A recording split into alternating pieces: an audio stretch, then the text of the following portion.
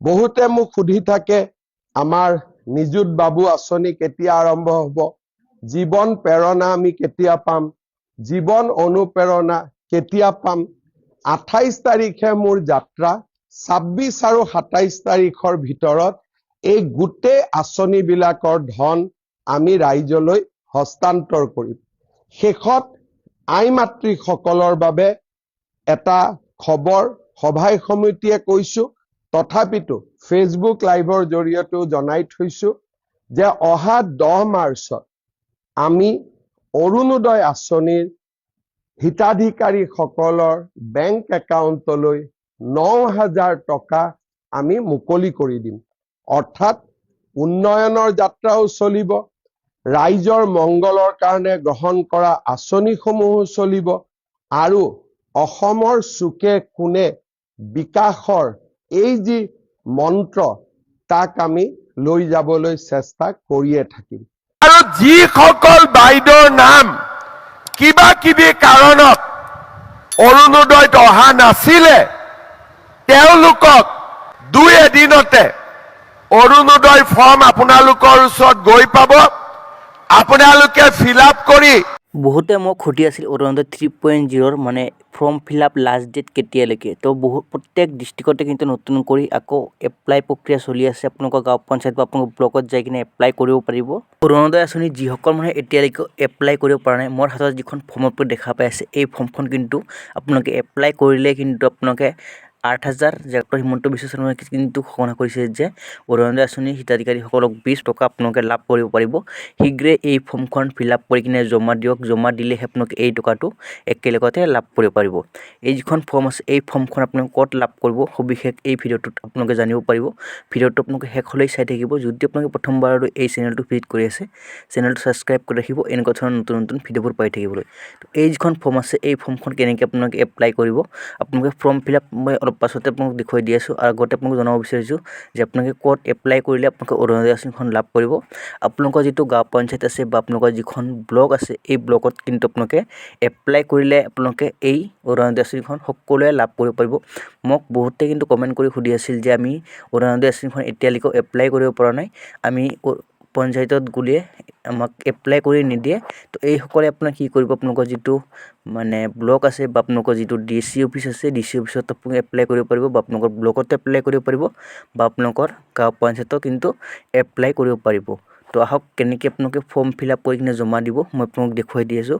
আৰু আপোনালোক কি কি ডকুমেণ্টছ লৈ যাব, আপোনালোকৰ ভোটাৰ কাৰ্ড, ৰেচন কাৰ্ড, আপোনালোকৰ আধাৰ কাৰ্ড, আপোনালোকৰ বেংক পাছবুক, এক্টিভ থকা মোবাইল নম্বৰখন আৰু পাছপোৰ্ট চাইজ ফটো এক কপি, এইখিনি বস্তু লৈ যাই কিনে আপোনালোকে এপ্লাই কৰিব পাৰিব।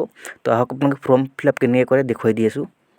এই যিখন ফৰ্ম আছে, এই ফৰ্মখন যদি দেখা পাই আছে, application form Arunodoi 3.0 are you existing beneficiary under Arunodoi scheme. যদি আপোনালোকে আগতে অৰুণোদয় আঁচনিখন লাভ কৰিছিল, তেনেহ'লে আপোনালোকে ইয়েছৰ লগত যিখন খালী বক্স আছে, এই খালী বক্সত টিক মাৰ্ক লগাব। আৰু যদি আপোনালোকে এবাৰে এপ্লাই কৰিছে, নোৰ লগত যিখন খালী বক্স আছে, এই বক্সখনত টিক মাৰ্ক কৰিব।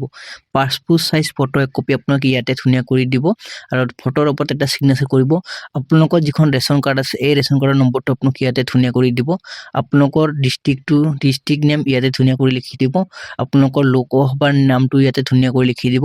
যাৰ নামত এপ্লাই কৰি আছে, এই ব্যক্তিৰ নামটো ইয়াতে দিব আৰু আপোনালোকে মিডিল নেম থাকিলে দিব, নাথাকিলে নিদিলেও হ'ব। লাষ্ট নেমটো আপোনালোকে ধুনীয়া কৰি লিখি দিব। আপোনালোকে যিজন ব্যক্তিৰ এপ্লাই কৰিছে, এই ব্যক্তিৰ ওপৰত ডিপেণ্ড কৰি গাৰ্জেন নেমটো আপোনালোকে ইয়াতে দিব, কেয়াৰ অফ W ডটৰ ওপৰত। তাৰপাছত আপোনালোকৰ জেণ্ডাৰটো একচুৱেলি এই যিখন ফৰ্ম আছে, এই ফৰ্মখন হৈছে অৰুণোদয় আঁচনিৰ যিখন ফৰ্ম আছে, একচুৱেলি মহিলাৰ কাৰণে হয়। তো আপোনালোকে ফিমেল চিলেক্ট কৰিব আৰু আপোনালোকে ডেট অফ বাৰ্থটো ইয়াতে ধুনীয়া কৰি লিখি দিব। তাৰপাছত আপোনালোকে দ্বিতীয়তে ইয়াতে আছে আপোনালোকৰ ব্লক নেম, গাঁও পঞ্চায়ত নেম, আপোনালোকৰ গাঁওখনৰ নেম ধুনীয়া কৰি লিখি দিব। লোকেলিটি এণ্ড লেণ্ডমাৰ্ক, এক্টিভ থকা মোবাইল নম্বৰখন, আপোনালোকৰ এৰিয়া পিনক'ড, হাউচ নম্বৰ আৰু পুলিচ ষ্টেচনখন। এই যিখন আপোনালোকে নেক্সট যিখন পেজ আপোনালোকে দেখা পাই আছে, উইণ্ডো দিব্যাংগজন divorced women WY beneficiary unmarried, ইয়াতে আপোনালোকে 5টা কেটেগৰী পাব। এই 5টা কেটেগৰীৰ ভিতৰত আপোনালোকে কোনটো কেটেগৰীত পৰে, সেই কেটেগৰীক আপোনালোকে টিক মাৰ্ক কৰিব। আপোনালোকৰ বেংক একাউণ্ট নম্বৰটো ইয়াতে ধুনীয়াকৈ লিখিব। লিখিব bank name, bank branch name, বেংকৰ যিখন IFC কোড আছে এই IFC কোডটো আপোনালোকে ধুনীয়াকৈ লিখি দিব। বেংক পাছবুক যিটো ফ্ৰণ্ট সাইড আছে এই ফ্ৰণ্ট সাইডটো আপোনালোকে জেৰেক্স কৰি কিনে এই ফৰ্মখনৰ লগত গাঁঠি দিব লাগিব। আপোনালোকে ইয়েছৰ লগত যিখন খালী বক্স পাব এই খালী বক্সত টিক মাৰ্ক কৰিব। আপোনালোকৰ আধাৰ কাৰ্ডৰ নম্বৰটো এই বক্সখনত আপোনালোকে ফিল আপ কৰিব লাগিব। আপোনালোকৰ ভোটাৰ কাৰ্ডৰ নম্বৰটো এই বক্সখনত ফিল আপ কৰিব লাগিব। আপোনালোকে সেলফ ডিক্লেৰেশ্যন ইয়াতে ইয়েছৰ লগত যিখন খালী বক্স আছে এই বক্সত টিক মাৰ্ক কৰিব। তললৈ অকণমান তললৈ আহিব। তললৈ অহাৰ পাছত আপোনালোকে ইয়াতে আপোনালোকে সিগনেচাৰ কৰিব লাগিব। ইয়াতে আপোনালোকে দেখা পাইছে থাম ইমপ্ৰেছন আৰু সিগনেচাৰ। তো আপোনালোকে থাম ইমপ্ৰেছন আৰু সিগনেচাৰটো আপোনালোকে ধুনীয়া কৰি দিব। তাৰপাছত নেক্সট যিটো পেজ আছে এই পেজটো মই আপোনাক দেখুৱাই দি আছোঁ। এই পেজটো আপোনালোকে মানে সেলফ ডিক্লেৰেশ্যন ফৰ্ম হয়। এই সেলফ ডিক্লেৰেশ্যন ফৰ্মখন ফিল আপ কৰিলে আপোনালোকে ইয়াতে আপোনাক চাব পাৰিছে ইয়াতে অৰুণোদয় 3.0 সেলফ ডিক্লেৰেশ্যন ফৰ্ম হয়। ইয়াতে আপোনালোকৰ নাম দিব, আপোনালোকৰ গাৰ্জেন নেম দিব, আপোনালোকৰ ইয়াতে বয়সটো দিব, আপোনালোকৰ গাঁওখনৰ নাম দিব, আপোনালোকৰ এড্ৰেছখিনি ধুনীয়াকৈ ইয়াতে লিখি দিব আৰু আপোনালোকৰ ৰেচন কাৰ্ডৰ নম্বৰটো ইয়াতে ধুনীয়াকৈ লিখি দিব। তো ইয়াতে আপোনালোকে বেনিফিচিয়াৰী নেম, বেনিফিচিয়াৰী সিগনেচাৰ আৰু আপোনালোকে এই ফৰ্মখন কোনটো ডেটত জমা দিব এই ডেটটো আপোনালোকে ইয়াতে দি দিব আৰু আপোনালোকৰ গাঁওখনৰ নাম ইয়াতে ধুনীয়াকৈ লিখি দিব। আপোনালোকৰ গাঁও পঞ্চায়তত কিন্তু এই নতুন যিখন ফৰ্ম আহিছে এই ফৰ্মখন আপোনালোকে ফিল আপ কৰি এপ্লাই কৰিব পাৰিব। যিসকল মানুহে এতিয়ালৈকে এপ্লাই কৰিব পৰা নাই সেইসকল মানুহৰ কাৰণে সুবৰ্ণ সুযোগ আহিছে। শীঘ্ৰে আপোনালোকে এপ্লাই কৰক। এপ্লাই কৰিলে আপোনালোকে একেলগতে এই টকাটো লাভ কৰিবলৈ সক্ষম হ'ব। অৰুণোদয় আঁচনিৰ ধন নিয়মীয়াকৈ পাই থাকিবৰ কাৰণে বেংকৰ একাউণ্টটো ঠিক হৈ থাকিব লাগে। KYC know your customer বহুতে KYC নকৰে কাৰণে অৰুণোদয় টকা জমা নহয়। চৰকাৰে দি দিয়ে টকাটো মাজত পৰি থাকে, একাউণ্টলৈকে নাযায়। কিয়? একাউণ্টটো KYC হোৱা নাই। আপোনালোকে নিজৰ বেংক একাউণ্টটো পৰিষ্কাৰ কৰি ৰাখিব। নিজৰ বেংক একাউণ্টটো যদি পৰিষ্কাৰ হৈ নাথাকে তেতিয়াহ'লে অৰুণোদয় টকা আমি পঠালেও আপোনালোকৰ একাউণ্টত গৈ নাপায়গৈ। বাজেট ওপেন কৰিব। ইয়াতে আপোনালোকে লিখিব আধাৰ লিংক ষ্টেটাছ। এনেকৈ আপোনালোকে লিখি ইয়াতে সাৰ্চ কৰিব। তো প্ৰথম যিখন লিংক আছে এই লিংকত ক্লিক কৰিব। ইয়াতে ক্লিক কৰাৰ লগে লগে কিন্তু আপোনালোকৰ সন্মুখত এনেকুৱা ধৰণৰ ডেছবৰ্ডটো ওপেন হ'ব। তো আপোনালোকে তললৈ আহিব, অকণমান তললৈ আহিব। ইয়াতে চাব পাৰিছে আধাৰ লিংক ষ্টেটাছ। তো আপোনালোকে ইয়াতে ক্লিক কৰি দিব। ক্লিক কৰাৰ লগে লগে নেক্সট আন এটা পেজ ওপেন হ'ব। আপোনালোকৰ সন্মুখত এনেকুৱা পপ এটা আহিব। ইয়াতে ক্ল'জত ক্লিক কৰি দিব। তো ইয়াতে আপোনালোকে লগইন কৰিব লাগিব। ইয়াতে লগইনত ক্লিক কৰিব। লগইনত ক্লিক কৰাৰ পাছত আপোনালোকে ইয়াতে আধাৰ কাৰ্ডৰ নম্বৰটো এণ্টাৰ কৰিব। ইয়াতে আধাৰ কাৰ্ডৰ নম্বৰটো এণ্টাৰ কৰাৰ পাছত আপোনালোকে ইয়াতে সেম টু সেম আপোনালোকে কেপচাটো ইয়াতে এণ্টাৰ কৰিব।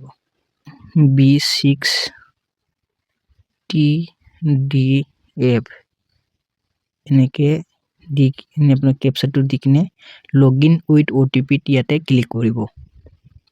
তো আপোনালোকৰ ৰেজিষ্টাৰ যিখন মোবাইল নম্বৰ আছে আধাৰ কাৰ্ডৰ সৈতে এই মোবাইলত এটা OTP আহিব। তো OTPটো এতিয়ালৈকে অহা নাই। OTPটো আহিছে, মই ইয়াতে এণ্টাৰ কৰি দি আছোঁ। OTPটো হ'ল 684555 তো ইয়াতে লগইনত ক্লিক কৰি দিম। লগইনত ক্লিক কৰাৰ লগে লগে আপোনালোকৰ সন্মুখত এনেকুৱা পপআপ এটা আহিব। তো ইয়াতে ক্লোজ কৰি দিব। তো ইয়াতে তললৈ আহিব। তো ইয়াতে বেংক সিডিং ষ্টেটাছ। তো ইয়াতে আপুনি ক্লিক কৰিব। তো অকণমান ৱেইট কৰিব, যিহেতু আপোনালোকৰ নেটৰ ওপৰত ডিপেণ্ড কৰি এই ৱেবছাইটটো কাম কৰি আছে। তো ইয়াতে চাব পাৰিছে ইয়াতে টেকনিকেল এৰৰ দেখুৱাইছে। তো আকৌ একবাৰ মই ট্ৰাই কৰি আছোঁ। তো ইয়াতে মই আকৌ একবাৰ ট্ৰাই কৰি আছোঁ। ইয়াতে চাব পাৰিছে ইয়াতে আধাৰ কাৰ্ড নম্বৰ, ইয়াতে bank name central bank of India, ইয়াতে বেংক সিডিং এক্টিভ হৈ আছে। ইয়াতে লাষ্ট আপডেট। তো ইয়াতে 5/1/2026 ইয়াতে মানে লিংক কৰা হৈছে। তো আপোনালোকৰ লিংক আছে নে নাই আপোনালোকে এনেকৈ চেক কৰিব পাৰিব।